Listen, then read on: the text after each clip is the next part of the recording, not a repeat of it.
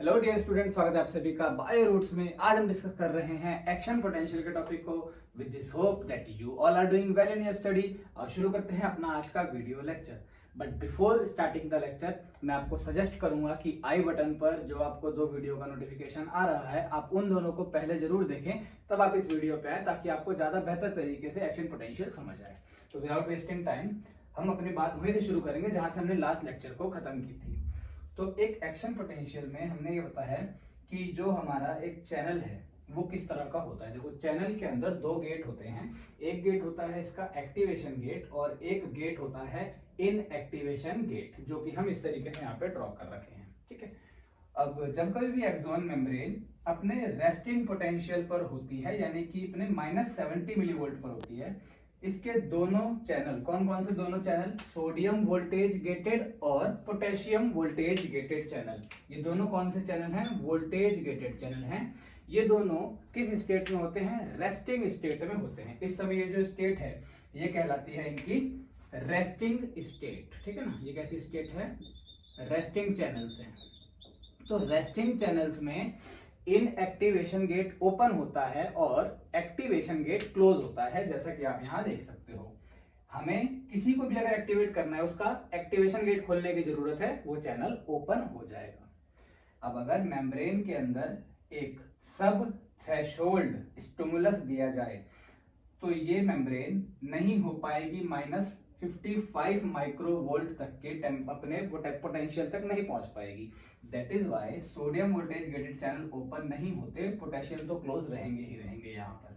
लेकिन अगर एक स्ट्रॉन्ग स्टिमुलस दिया जाए, जिस स्टिमुलस के द्वारा मेम्ब्रेन के पोटेंशियल को हम 70 से कहां तक पहुंचा दें, -55 तक, तो ऐसा जो स्टिमुलस है वो कहलाएगा थ्रेशोल्ड स्टिमुलस। ठीक है, ऐसा क्या कहलाएगा, थ्रेशोल्ड स्टिमुलस। और उससे कम वाला कहलाएगा सब threshold stimulus.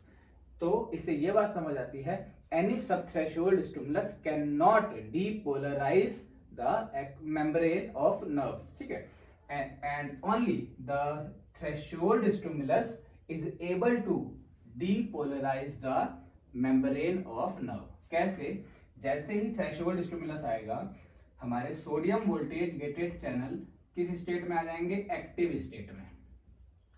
Sodium voltage gated channel active state में आ जाएंगे and the membrane of neuron will start depolarizing. ठीक है ना, ये क्या शुरू हो गया इसका, डीपोलराइजिंग, क्योंकि यहां पर इनफ्लक्स किस चीज का शुरू हो गया, सोडियम का।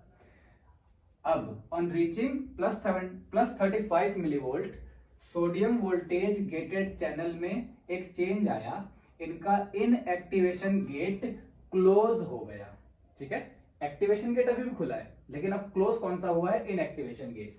ऐसे स्टेट में हम इसे क्या कह सकते हैं, हम कह सकते हैं इनएक्टिव सोडियम का वोल्टेज गेटेड चैनल। तीन स्टेट होती हैं, एक होती है रेस्टिंग स्टेट, एक होती है एक्टिव स्टेट और एक होती है इनएक्टिव स्टेट। अब इनएक्टिव स्टेट से जब ये दोबारा अपनी रेस्टिंग स्टेट में आएगा यहां पर, तभी आप दोबारा सोडियम के चैनल को स्टिमुलेट कर सकते हो। आपका स्टिमुलेशन, ये वाला स्टिमुलेशन एक्टिव गेट, जो इसका जो एक्टिवेशन गेट है ये वाला, यानी कि ये एक्टिवेशन गेट, इसको तो कंट्रोल कर सकता है, बट हमारा थ्रेशोल्ड स्टिमुलस इसके इनएक्टिवेशन गेट को कंट्रोल नहीं कर सकता। ये बात ध्यान रखनी है। नाउ यहां तक होने के बाद इस पॉइंट पर जहां पर इनएक्टिवेशन गेट क्लोज हुआ है, सेम इस पॉइंट पर वोल्टेज गेटेड पोटेशियम चैनल का, जो कि अभी तक आप देखोगे रेस्टिंग स्टेट में थे, इन दोनों में कैसे थे, रेस्टिंग स्टेट में। यहां पर हमारा वोल्टेज गेटेड सोडियम चैनल किस स्टेट में आ गया, एक्टिव स्टेट में आ गए, जिसकी वजह से इफ्लक्स शुरू हुआ बहुत सारा पोटेशियम का, और ये इस तरीके से यहाँ पर मेम्ब्रेन इलेक्ट्रोनेगेटिवली अपने आप को शो होने लगी, जिसको हमने कहा था रीपोलराइजेशन। ठीक है ना, ये कैसे स्टेट है, रीपोलराइजेशन। नाउ हम ये भी कह सकते हैं कि मेम्ब्रेन का डीपोलराइजेशन हुआ है due to the activation of sodium voltage gated channel, and membrane का रीपोलराइजेशन हुआ है due to the activation of the voltage gated potassium channel. Now जब ये मेम्ब्रेन डीपोलराइज्ड होते होते वापस -70 तक आएगी, जो sodium voltage gated channel inactive state में थे वो वापस अपनी रेस्टिंग स्टेट में आ जाएंगे, यानी कि इस स्टेट के बाद आप कोशिश करो तो सोडियम के चैनल को दोबारा से स्टिमुलेट किया जा सकता है। सोडियम चैनल किस स्टेट में है? रेस्टिंग स्टेट में। But the voltage gated potassium channel वो यहाँ पर अभी रेस्टिंग में नहीं आए हैं, क्योंकि उनका इक्विलिब्रियम पोटेंशियल -90 तक है। तो वो और डाउनवर्ड इसको अपने लेके जाएंगे इलेक्ट्रिकल पोटेंशियल को मेम्ब्रेन के, और जब मेम्ब्रेन -90 के करीब होगी, -80 हो सकता है, 85 हो सकता है, 90 हो सकता है, वहां जाकर के जो हमारा वोल्टेज गेटेड पोटेशियम चैनल था जो एक्टिव है वो इस स्टेट में आता है। इसका एक्टिवेशन गेट तो अभी भी खुला है, लेकिन इसका इनएक्टिवेशन गेट बंद हो जाता है, और इस समय ये जिस स्टेट में है इस स्टेट को हम चैनल की इनएक्टिव स्टेट कहते हैं, है ना। ये चैनल की कैसी स्टेट होती है? Inactive state. अब ये इनएक्टिव है, यानी कि अब हम इसे स्टिमुलेट नहीं कर सकते, ये वाला चैनल अभी नहीं खुल सकता। जब +35 पे खोलना भी था तो हम केवल किस गेट को खोल सकते हैं? एक्टिवेशन गेट को। तो इसको वापस अपने रेस्टिंग स्टेट में जाना होगा। वो कब जाएगा? तो थोड़ा समय लेने के बाद एटीपीएज जो मेम्ब्रेन के अंदर हमने पंप देखा था, वो वापस इलेक्ट्रोनेगेटिविटी जो है मेम्ब्रेन की, वो -90 की जगह उसे कहां तक वापस लेके आएगी? -70 तक।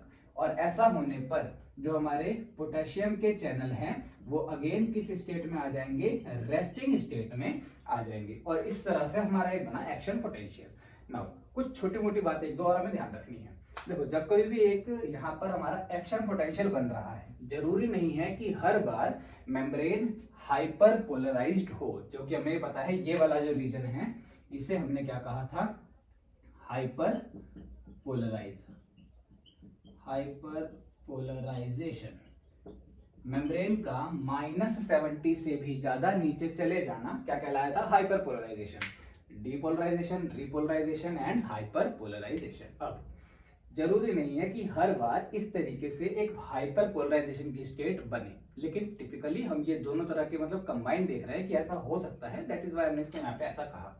अब कभी भी मेम्ब्रेन इस स्टेट में है ना, जब उसका जो पोटेंशियल है वो -70 से और भी प्लस की तरफ बढ़ चुका है, इस वक्त एक्शन पोटेंशियल, ये ग्राफ है, एक्शन पोटेंशियल के इस वक्त अगर कोई यहाँ पर स्टिमुलस दिया जाए, है ना, अगर यहाँ पर कोई स्टिमुलस दिया जाए और कोशिश की जाए कि एक और डीपोलराइजेशन कराया जाए, वो नहीं होगा। क्यों नहीं होगा?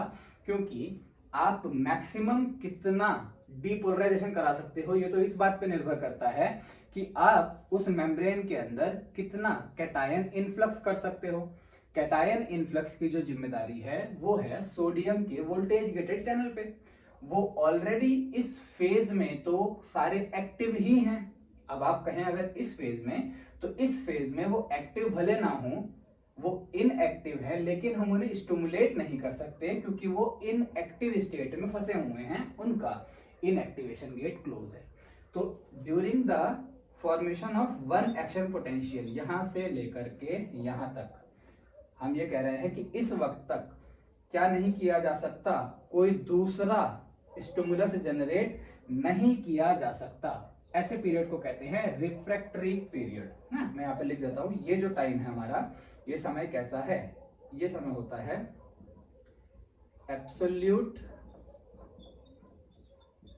Refractory period. अब देखो, ये एब्सोल्यूट रिफ्रैक्टरी पीरियड क्यों कहा गया है? क्योंकि इस समय पर आप कितने भी एफर्ट लगा लो, ये जो मेम्ब्रेन है ये दोबारा पोलराइज नहीं हो सकती है। बट एक बार जब ये डीपोलराइजेशन हो गया और फिर रिपोलराइजेशन होकर के मेम्ब्रेन अपने हाइपर पोलराइज की स्टेट में आ गई, यहाँ पे तो आप बना ही सकते हो, ये सबको पता है। बट इस जगह पर पहले हम एफर्ट अगर लगाएं तो मेम्ब्रेन के पोटेंशियल को यहाँ तक लेके आएंगे, ठीक है, फिर दोबारा एफर्ट लगाएं तो यहाँ तक लाएंगे। नॉर्मली केवल इतने की जरूरत होती है, जिसे हमने कहा था थ्रेशोल्ड स्टिमुलस।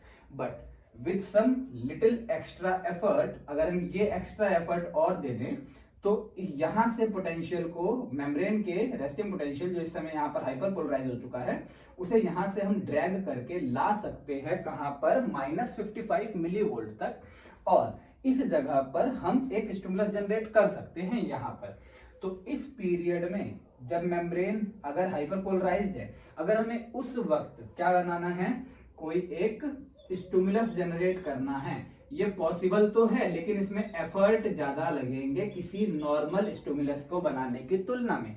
इसीलिए ये वाला जो पीरियड है, ये पीरियड कहलाता है रिलेटिव रिफ्रैक्टरी पीरियड। तो दो तरह के हमारे पास रिफ्रैक्टिव पीरियड हैं, एक है एब्सोल्यूट रिफ्रैक्टिव पीरियड और एक है relative refractory period. In absolute refractory period the membrane of nerve cell is you can say that reflective to everything. It cannot receive any stimulus. It cannot receive any stimulus and it cannot depolarize further because it is already in the state of depolarization or it can be in the state of repolarization. लेकिन whenever the membrane is in the hyperpolarized state, by putting some little extra effort, we can drag the membrane potential from minus 90 millivolt to the minus 55 millivolt, which can generate new stimulus. Therefore, we can say in this period, in this hyper repolarized period, membrane can produce another stimulus by putting some extra effort. इसीलिए this period is known as relative refractive period. तो ये हमारा है एक action potential का interpretation कि इसको किस तरीके से रीड किया जाता है और इसमें से क्या क्या मतलब निकलते हैं। ठीक है, तो इसके नेक्स्ट लेक्चर में हम देखेंगे आगे अपना नर्वस सिस्टम के टॉपिक को। आज के लिए इस लेक्चर में इतना ही। मैं मिलता हूँ आपसे नेक्स्ट वीडियो में। Till stay tuned. जय हिंद।